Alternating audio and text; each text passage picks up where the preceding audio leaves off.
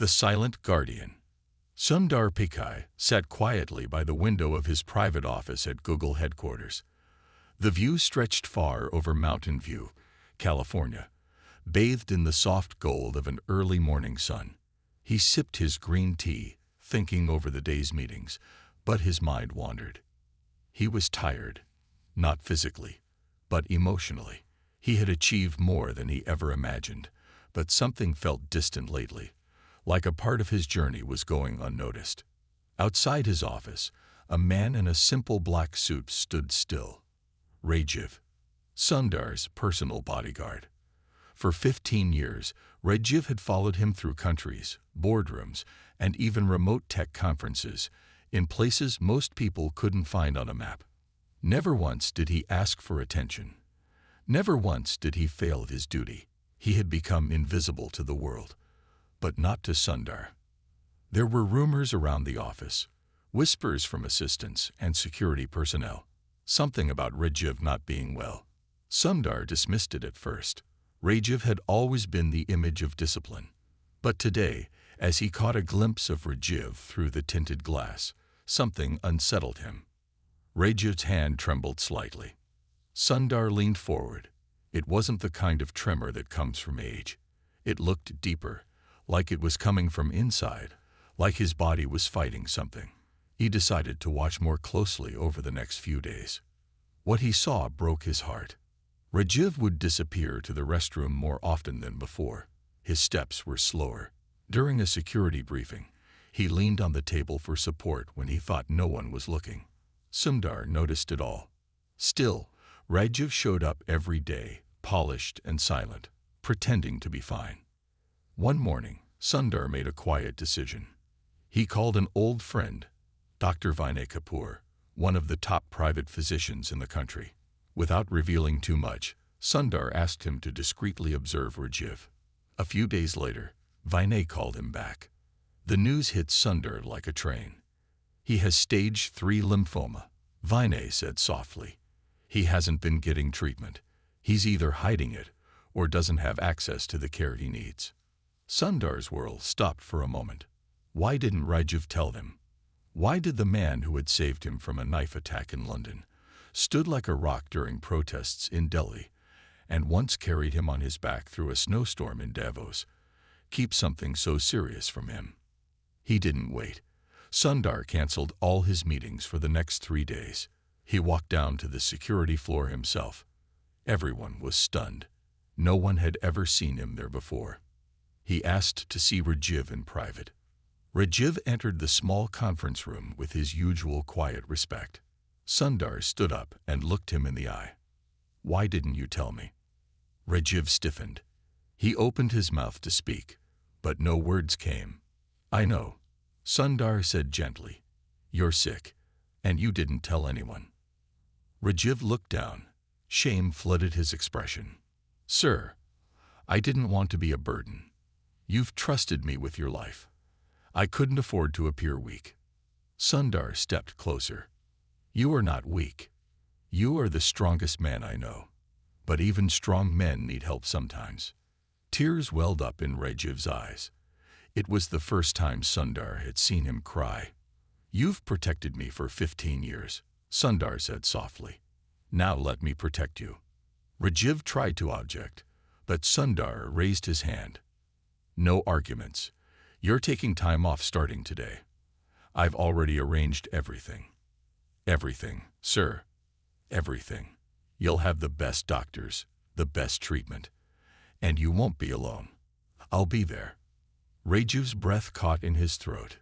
He had expected silence, maybe polite concern, but not this. Not a promise of friendship, not loyalty returned. Outside, the sun was rising higher, casting a golden glow over the building. Inside that small room, something even brighter had just happened.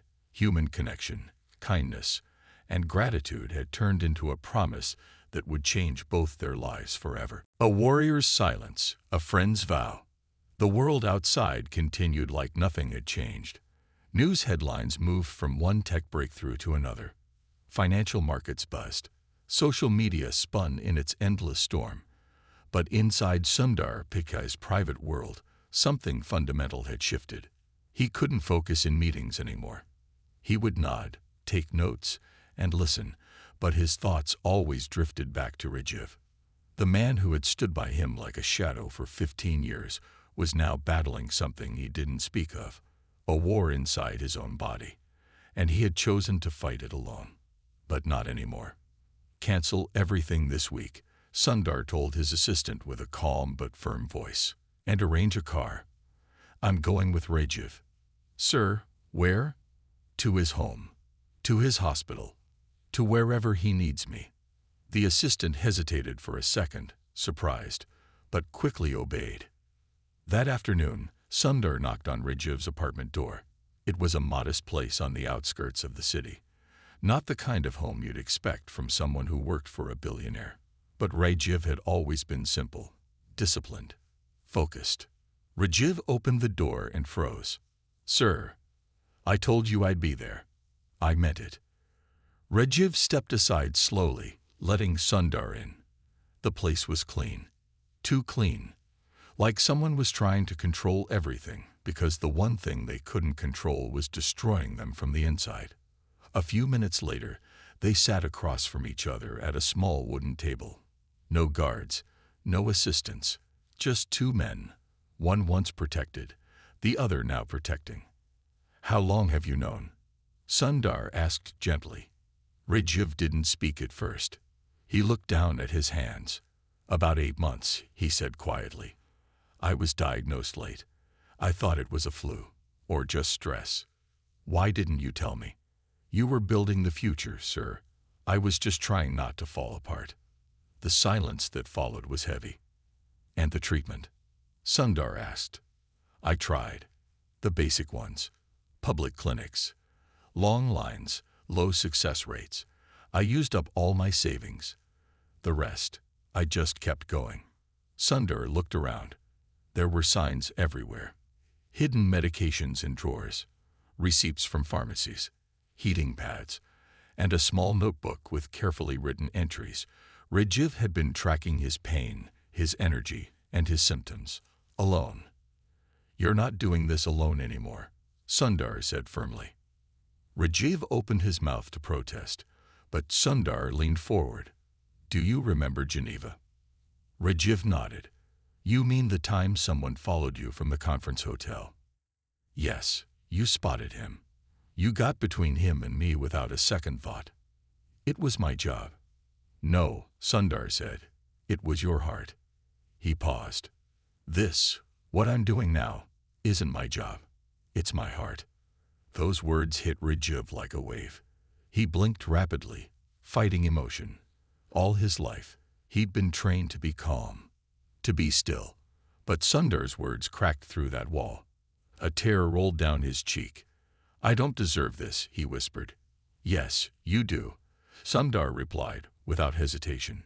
"You deserve everything." 3 days later, Rajiv was checked into a private hospital. The best oncologists had already reviewed his file. New scans were ordered. Personalized treatment plans were discussed. And throughout it all, Sundar never left his side. During the first week of chemotherapy, Rajiv was quiet. He didn't complain. He didn't moan. Even as the nausea came, even as his skin lost its color, he remained still, like a warrior. But Sundar saw through it. One night, when Rajiv was resting, Sundar sat by his bed, looking at his own reflection in the hospital window. He had built Silicon Valleys inside his mind, led millions, innovated, but nothing made him feel more human than being in that small room, holding a friend's hand when the pain came too strong to bear. He looked at Rajiv. "You've saved me more times than I can count," he said softly. "This time, let me save you." Rajiv stirred. His voice was weak, but steady. "You already have." The days turned into weeks. Every visit from Sundar caused whispers in the hospital. Nurses and doctors couldn't believe their eyes. The CEO of Google helping a man brush his teeth, feeding him soup, bringing him books, even watching cricket matches with him on a tiny hospital tip. But to Sundar, it wasn't charity. It wasn't pity. It was gratitude. It was friendship. It was a promise he had made to himself long ago, that if he ever had the power to change lives, he would use it not for glory, but for good. One evening, as they sat watching the sunset through the hospital window, Rajiv turned to Sundar. "Do you ever wonder why people come into our lives?" he asked. "All the time," Sundar replied. "I used to think I was meant to protect you. But now, I think, maybe I was also meant to show you what real loyalty looks like." Sundar smiled. "And maybe I was meant to show you what real love looks like. Not romantic, not dramatic, just human love." Rajiv nodded slowly. The silence between them was no longer empty. It was full of meaning. The battle was far from over. But for the first time, Rajiv wasn't fighting alone. And Sundar wasn't just a leader anymore. He was something more. He was a friend, a protector, a man who had remembered that behind every title, every suit, every stage speech, we are all just people who need someone to stand beside us when the world gets too heavy. His strength fades, but Sundar refuses to let go. Rajiv's body had once been a fortress. Strong arms, sharp eyes, swift feet. He had trained for years to be the man who would take the blow, deflect the bullet, scan the crowd for threats no one else saw. Now, that same body betrayed him. The second cycle of chemotherapy had begun, and it was harder than the first. His immune system dipped dangerously. The doctors spoke in soft voices outside the door. Sundar heard them. He always did. The medications were working, but the side effects were cruel. Hair began to fall. His appetite disappeared. Once, he collapsed on the bathroom floor while trying to reach for his toothbrush. It was Sundar who found him. He carried him like a father carries a child, gently placing him back on the bed. He didn't speak, didn't scold, didn't cry. He just stayed. Later that night, when Rajiv finally opened his eyes again, Sundar was sitting beside him, one hand holding a book, the other gently resting over Rajiv's wrist to feel his pulse. "You should rest, sir," Rajiv whispered. Sundar didn't look up from the book. "I'll rest when you do." This is too much. You're the CEO of Google. You don't have to do this." Sundar closed the book. "You're wrong. I do have to do this, because being human comes before being a CEO." Over the next week, Sundar set up a private room within the hospital that became something between a medical facility and a sanctuary. He brought in calming music, a collection of Rajiv's favorite old Bollywood movies. He even installed a smart screen that played forest scenes and ocean waves when Rajiv couldn't sleep. And he read. Each night, Sundar read aloud stories. Stories from India's ancient epics. Stories of warriors, sages, and kings. Stories Rajiv had heard long ago in childhood. But now, in his pain, those stories took new shape. "You know," Sundar said one night, as he read a story from the Mahabharata, "they say Bhishma chose the time of his death. He lay on a bed of arrows but didn't leave this world until he was ready." Rajiv gave a weak smile. "You think I'm Bhishma now?" "No," Sundar said, smiling back. "You're stronger than Bhishma. You're not lying down to die. You're fighting to live." Outside the room, Sundar's team at Google was watching quietly. They had never seen him like this. He had always been composed, calm, logical. But now, they saw his heart. He attended strategy meetings from the hospital's conference room. He approved product designs while feeding Rajiv soup. He made billion-dollar decisions while sitting on a folding chair beside a bed hooked up to IV machines. And he never once called it a sacrifice. One afternoon, something changed. Rajiv's vitals dropped. Nurses rushed in. Machines beeped louder. Sundar stepped back, heart pounding, as a flurry of white coats surrounded his friend. A nurse gently placed a hand on Sundar's arm. "Sir, we need to move quickly." Sundar nodded and backed away as they rolled Rajiv toward the intensive care unit. He followed at a distance. Through the glass of the ICU, He watched helplessly as doctors administered stabilizers, adjusted oxygen levels, and whispered things he couldn't hear. He stood there for hours. Just stood there. People passed by. Some recognized him. Some didn't. But no one disturbed him, because even in silence, it was clear something sacred was happening here. When the door to the ICU opened again, a doctor approached him. "We managed to stabilize him. It was close. But he's strong. He's still fighting." Sundar breathed out slowly. "Thank you," he said quietly. "But we'll need to make adjustments," the doctor continued. "The next phase of treatment will be more intense." "Then we prepare," Sundar said. "Whatever he needs, do it." The doctor hesitated. "It's not just medicine. He'll need mental strength, emotional support. This part is about more than just drugs. It's about hope." Sundar nodded. "Then I'll give him mine." The next morning, Sundar sat beside Rajiv again. He looked pale, weaker than before, but alive. When Rajiv opened his eyes, Sundar smiled. "You scared me," he said gently. "I scared myself," Rajiv replied with a dry chuckle. "The doctors say we need to go deeper with the treatment. It's going to be tough." Rajiv turned his head slowly. "Am I worth all this?" Sundar didn't answer with words. Instead, he pulled something from his pocket. A photo.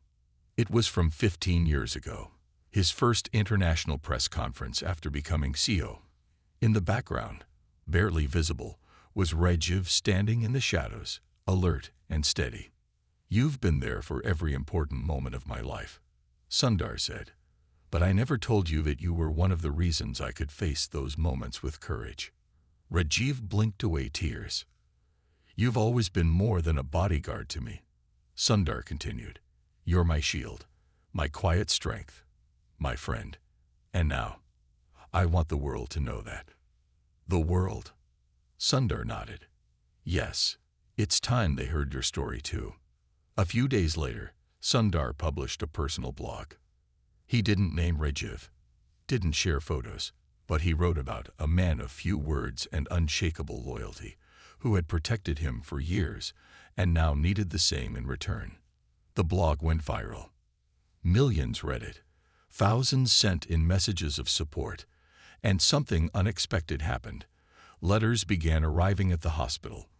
From strangers, from old soldiers, from single mothers, from kids, all saying the same thing. "We see you, Rajiv. Keep fighting." Sundar read each one aloud to Rajiv. Some made them laugh. Some made them cry. But all of them gave Rajiv something that medicine alone couldn't provide. Hope. Real, breathing hope. One evening, as Sundar helped Rajiv take a few shaky steps down the hallway, a little girl approached with her father. She held a "Get Well Soon" card. "Is he the brave man you wrote about?" she asked innocently. Rajiv blinked in surprise. Sundar smiled and nodded. The girl handed him the card. "I don't know what lymphoma it is," she said, "but my mom says brave people can beat it." Rajiv looked at the card for a long time. Then he knelt, slowly, painfully, and hugged her. "Thank you," he whispered. In that moment, Sundar realized something important. This journey wasn't just about healing Rajiv's body. It was about healing the quiet parts of all of us, the places we don't let people see, the pain we bury, the battles we fight in silence. And sometimes, the most powerful thing we can do is simply stand beside someone and refuse to let go. Even when their strength fades, especially when it does, the world begins to watch. But Sundar only cares about one thing: days turn to weeks, and weeks stretched into a fragile hope. Inside the quiet walls of Rajiv's hospital room, a different kind of energy had begun to grow. Where there had once been silence and resignation, now there was music, laughter in small doses, and a light that flickered with persistence. Rajiv was still weak. He had lost weight. His voice was often low, his skin pale, but something in his eyes had changed. He had stopped waiting to die, and had started believing he might live. Outside the hospital, the world was paying attention. Sundar's blog post had reached far corners of the internet. People began to ask questions. Journalists from around the globe wanted to know more about the invisible hero. Media headlines ran with variations of the same story. Tech CEO pauses empire to care for dying friend. Google chief's real-life story of loyalty breaks the internet. Sundar Pichai's silent protector becomes global inspiration. But Sundar wasn't giving interviews. He wasn't feeding the press. In fact, he was doing the opposite. He asked for privacy. Not for himself, but for Rajiv. "This isn't a story about me," Sundar said in one short statement. "This is a story about one man's quiet strength. Let him heal in peace." The media didn't back off completely. They hovered at a respectful distance. The story had inspired too many. It wasn't just another headline. It was a reminder to millions about what truly mattered in life. Family, friendship, loyalty, love. Inside the hospital, Sundar had arranged for one more surprise. He flew in Rajiv's younger sister, Neha, from India. They hadn't seen each other in years, not since their mother passed away. Life, distance, and misunderstandings had created walls between them. But Sundar had tracked her down, not for show, not for gratitude, because he believed Rajiv needed something more than medicine. He needed to reconnect with the only person left from his childhood. When Neha walked into the room, Rajiv stared at her as if she were a ghost. "Neha." She burst into tears and hugged him. "You idiot," she sobbed. "You got sick and didn't even call me." Rajiv's voice broke. "I didn't want to worry you. I would've been worried even if you weren't sick. I missed you every day." Watching them, Sundar stepped out quietly and let them talk. 2 hours later, he came back with tea and found them sitting hand in hand, smiling through tears. "Thank you," Neha whispered to him. "You brought my brother back to me."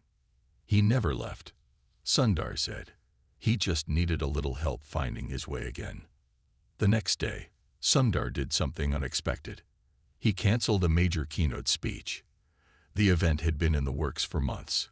A global summit where Sundar was scheduled to unveil a new eye project that could reshape education access across the world. But he didn't go. He stayed in the hospital instead. And when questioned, he simply said, "Technology can wait. People can't." The statement went viral again. It sparked a movement online. The hashtag #PeopleBeforeProfits began trending. Millions of people shared their own stories of loved ones they had once ignored for the sake of work or routine. A mother who quit her job to care for her son. A brother who flew across the country just to sit by his sibling's hospital bed.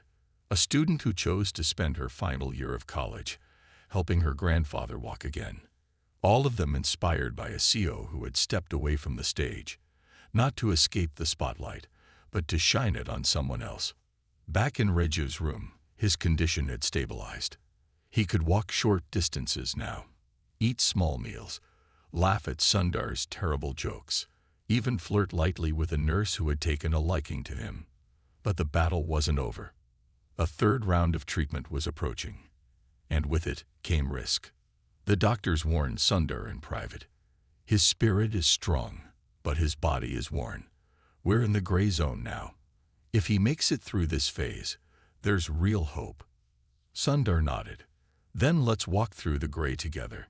To give Rajiv a mental boost, Sundar brought in another surprise, an old cricket bat, the one Rajiv had used when he was captain of his college team. "Where did you find this?" Rajiv asked, amazed. "I have my ways," Sundar said with a smirk. "And I made a few calls." He had contacted Rajiv's former teammates, men scattered across the globe now. Some in Dubai, others in London, one working in a bookstore in Pune, and he arranged a live video call. Rajiv's face lit up as one by one his old friends appeared on the screen. They joked, teased, reminisced, and when the call ended, Rajiv sat back in silence, holding the bat across his lap. You brought my past back to life, he said softly. No, Sundar replied. I'm helping you build a future. That night, Rajiv couldn't sleep. Not because of pain, but because of emotion. He turned to Sundar, who was dozing off in a chair. Sir, he whispered. Sundar stirred. Do you ever wonder what people will remember us for? Sundar rubbed his eyes. I used to, he said. For a long time, I thought it would be the products we built, the speeches we gave, the companies we shaped. He looked over at Rajiv. But now, I think it's the people we showed up for when it mattered most. Rajiv nodded slowly. Then I hope they remember me as someone who stood quietly, but never let anyone fall. They will, Sundar said, because I'll make sure they do. When death knocks, Rajiv's message changes Sundar's life forever. The rain came softly on the hospital window. A calm drizzle, steady, patient, like the breath of someone sitting silently beside a loved one.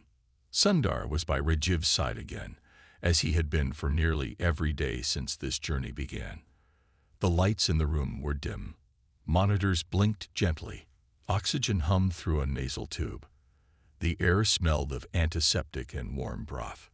Rajiv had fallen asleep after a painful day. The third cycle of treatment had begun, and it was brutal. His body reacted violently. Nausea hit harder than before. Headaches were constant. His lungs felt tight. Sometimes he couldn't finish a sentence without pausing to breathe. But Rajiv never once asked, "Why me?" He simply kept fighting.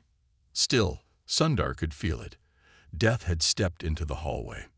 Not loudly, not with drama, but like a visitor who knew its way around and had come to check in quietly.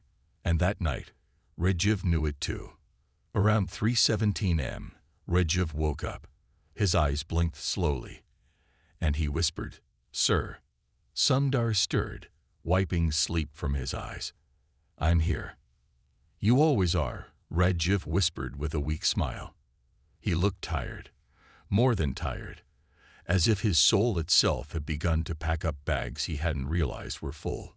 "I want to record something," he said softly. "Record? A message, not just for you. For anyone who ever forgets that the quiet ones, the ones in the shadows, have hearts that break too." Sundar nodded and reached for his phone. He placed it on the tray table and started recording. Rajiv took a shaky breath and then began to speak. Asterisk, asterisk to the people out there who feel invisible, who think their work doesn't matter. I see you. I was you. I spent most of my life behind the camera, not in front of it, protecting others, standing still, not speaking unless spoken to. But inside, I had dreams, fears, memories, pain, and I kept it all hidden because I believed that was strength. But it wasn't. Real strength is allowing others to see you, to help you, to love you. I used to think asking for help made me weak, that I had to carry everything on my own. But then, someone showed up, not with grand speeches or pity, just with presence, and that presence saved me. If you're listening to this, and you're hurting, please know, your story matters, even if no one claps for you, even if you never get thanked. Your quiet loyalty is louder than you think. And love, real love, doesn't ask for medals. It just stays. Thank you for staying. If I don't make it, know this, I died loved. And that's more than I ever expected. Asterisk, asterisk. When Rajiv finished, Sundar was silent. His eyes were wet. He reached forward and gently touched Rajiv's arm. "You're not dying," Sundar whispered. "Not yet. Not today." Rajiv smiled faintly. "Maybe not today, but if not, it's only because of you." Over the next few days, the message began to spread. With Rajiv's permission, Sundar released it online. He didn't include the name or the hospital or any personal details, just the audio. It was titled, "The Man in the Shadow Speaks." The world responded like a wave. Millions of views in a day. Comments pouring in from nurses, retired soldiers, janitors, guards, drivers, teachers, people who had spent years feeling unseen. Some wrote, "I cried listening to this." Others wrote, "This voice feels like it came from my own soul." One comment simply said, "Thank you for reminding me that I matter too." Sundar sat with Rajiv and read the comments out loud. Rajiv smiled quietly. He didn't need fame. He didn't need applause. Just being heard once was enough. That night, something rare happened. Rajiv asked to go outside. Not far, just to the hospital garden. It took 2 nurses, a wheelchair, and Sundar walking beside him with a blanket. But they made it. Under the night sky, stars glimmered faintly through the clouds. And for a few minutes, Rajiv breathed air that wasn't filtered or medicated. "It smells like life," he said softly. "It is life," Sundar replied. Rajiv turned to him. "Do you remember the first time we met?" Sundar smiled. "Yes. Security interview. I asked if you'd ever had to protect someone from real danger. And I said, you said, danger isn't always a gun or a knife. Sometimes it's being alone when you need someone the most." They both laughed gently. "I was right," Rajiv whispered. "You were," Sundar said. They sat in silence. 2 men who had walked completely different roads now joined in the most sacred journey of all, facing mortality, not with fear, but with grace. A few days later, Rajiv's body crashed again. A fever came that wouldn't go away. Blood counts dropped dangerously. Breathing became labored. The doctors moved quickly. Intensive treatment, restricted visitors, emergency meds. This time, Sundar stayed up for 40 hours straight. He read books aloud. He played soft music. He told stories from their travels. Tokyo, Oslo, Sydney. But most of all, he held Rajiv's hand. Because sometimes holding on is the loudest form of love. Finally, the fever broke. Rajiv woke up after a long, deep sleep, pale, exhausted, but alive. He looked at Sundar and smiled faintly. "Still here. Always. You didn't let go. I never will." A miracle they didn't expect. Rajiv's return and Sundar's promise to the world. The days after Rajiv's fever broke were like watching the first sun rise after a long, bitter storm. For a while, no one said the word miracle. The doctors were cautious. The nurses kept their optimism quiet. Sundar didn't ask too many questions. He had learned, by now, that healing doesn't always follow rules. It often walks its own mysterious path. But the truth was undeniable. Rajiv was getting better. His appetite returned. First just a few spoonfuls of khichdi. Then one day, an entire bowl of dal. He cracked jokes again, teased the nurses, argued with Sundar over cricket teams. One morning, he even asked for a cup of chai. "With extra ginger," he said, grinning weakly, "the way my mother used to make it." Sundar didn't cry then, but he felt something in his chest loosen. Something that had been holding him in place for weeks. Hope. Not just cautious hope, but real, living hope. As the news of Rajiv's steady recovery spread through the hospital, the atmosphere around them changed. Nurses began to visit more often, sometimes just to talk. Interns asked if they could sit in the room for a while. One janitor said, "I come here on my break because it feels like peace." Sundar noticed it too. The room had become more than a patient's corner.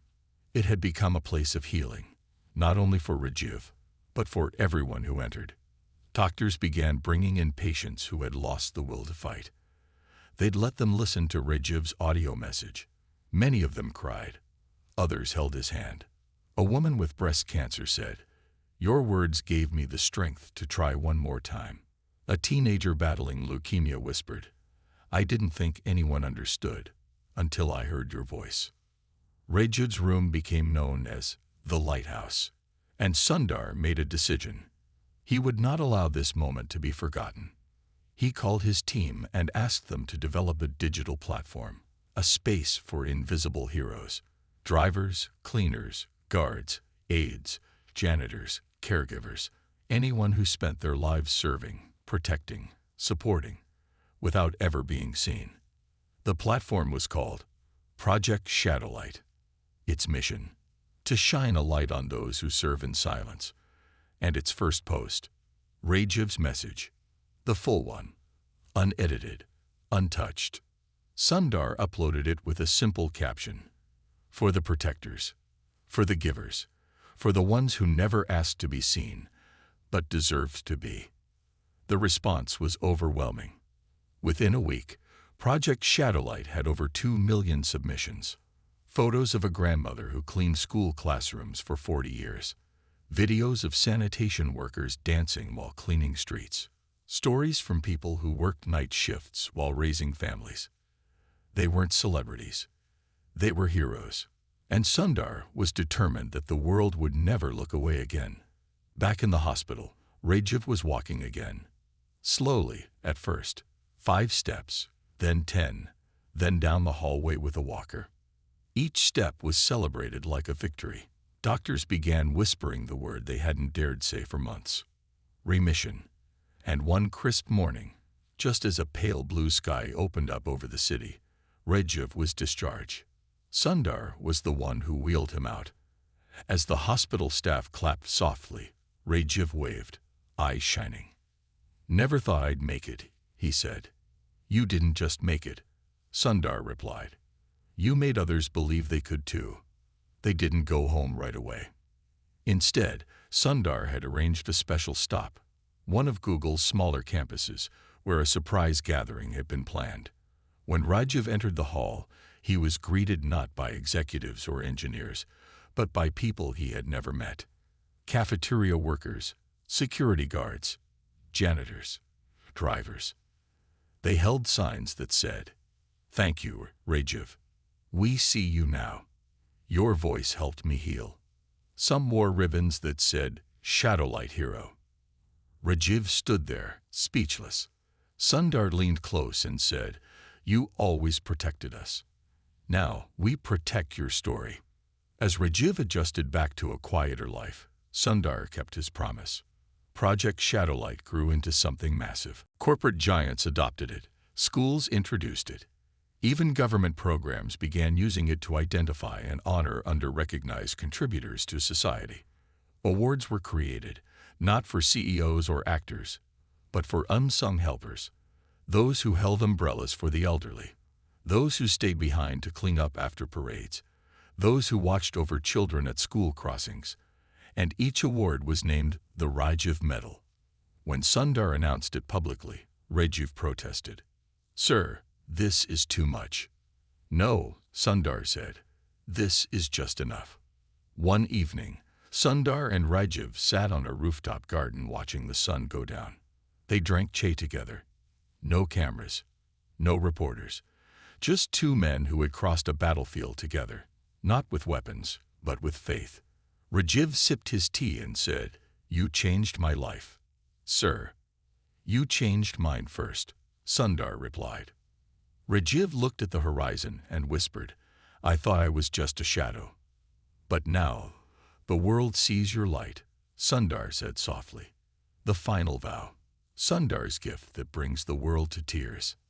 6 months had passed since Rajiv left the hospital. In those 6 months, the world had shifted, not in the way news cycles often describe, but in a quieter, deeper way. Hearts had opened. Eyes had turned inward. People began noticing the silent warriors who walked among them. The doormen, the bus drivers, the nannies, the guards, the ones whose hands carried the weight of others every single day. Project Shadowlight had become more than a platform. It had become a global conversation. And at the center of it all, still modest and still slightly uncomfortable with praise, stood Rajiv. Alive, healed, and changed forever. But what no one knew, not the media, not even Rajiv himself, was that Sundar had one final vow left to fulfill. A gift, not of money, not of technology, but of legacy. Something that would last longer than news headlines, tweets, or press coverage. Something that would outlive both of them. On a quiet Saturday morning, Sundar invited Rajiv to join him for a walk. No press, no assistants, just the two of them. They strolled through a newly developed campus tucked into the hills on the edge of California, a place Sundar had kept out of public view for a reason. The wind was gentle, birds chirped softly, and on the horizon, a structure stood tall and gleaming with glass and stone. Rajiv paused, frowning. "What is this place?" Sundar smiled. "Come, you'll see." As they approached, a group of school children waved from inside. Teachers guided them around displays. Walls were lined with photos, quotes, artifacts. Rajiv stared in confusion, until he saw the name carved into stone at the front gate, the Rajiv Institute for Silent Heroes. He froze. What is this?" Sundar turned to him, eyes filled with quiet pride. "A school," he said. "A learning center. A sanctuary." "For what?" "For training young people to serve with honor, to lead with humility. For teaching that strength isn't just power, it's presence. For giving future generations the tools to become invisible heroes, like you once were." Rajiv was speechless. His hands trembled slightly. Sundar continued. "This place will offer free education for children of guards, janitors, caregivers, nurses, those who've never had the spotlight, but deserve the world. It will teach leadership through kindness, strategy through service, and love through loyalty." "Why name it after me?" Rajiv asked, voice shaking. "Because your name," Sundar said, "has already touched more lives than you'll ever know." Inside the institute, a ceremony had been quietly arranged. Nothing flashy, just a small room with rows of chairs filled by families. Parents in uniforms, hands rough from work, children holding programs in their laps. One little girl stood on stage. She had lost her father, a security guard, 2 years ago, but she spoke with courage, her voice clear and bold. "My dad said people don't need to see you to know you matter. He said real heroes protect without asking for credit. Now, I want to grow up and be like that too." She held up a photo, not of her dad, but of Rajiv. Tears welled in his eyes. As she stepped down, she ran into Rajiv's arms. "Thank you," she whispered, "for helping me believe again." Later that day, Sundar and Rajiv sat beneath a neem tree planted in the center courtyard. Students were playing nearby, laughter echoing in the background. "Do you remember," Rajiv said softly, "when I told you I thought I would die unloved?" "Yes. I was wrong." "I know." They sat in silence for a while. Then Sundar reached into his pocket and pulled out a small velvet box. Rajiv looked at it curiously. "What's this?" Sundar opened it. Inside was a simple gold ring, engraved with the word "seen." "This isn't for status," Sundar said. "Not for fashion. It's a reminder. Every time you feel invisible again, look at this and remember, you are seen. By the world, by me, and by everyone your story has touched." Rajiv didn't speak. He simply reached forward, took the ring, and slipped it onto his finger. Then, without warning, he embraced Sundar. A long, silent hug. Not between boss and employee, but between brother and brother. Sundar whispered, "Thank you for trusting me." Rajiv replied, "Thank you for saving me." Months passed. Years moved forward. But the story never faded. The Rajiv Institute grew across countries. Project Shadowlight became a global foundation, led by volunteers and run in more than 60 languages. And every year, on the anniversary of Rajiv's recovery, Sundar visited his friend. With no cameras, no audience, just to drink chai and sit beneath the neem tree they planted together. And they would talk about life, death, hope, and what it means to be truly human. Because in the end, it wasn't about titles or money or fame. It was about this. One man stayed when he didn't have to. And because of that, the world changed.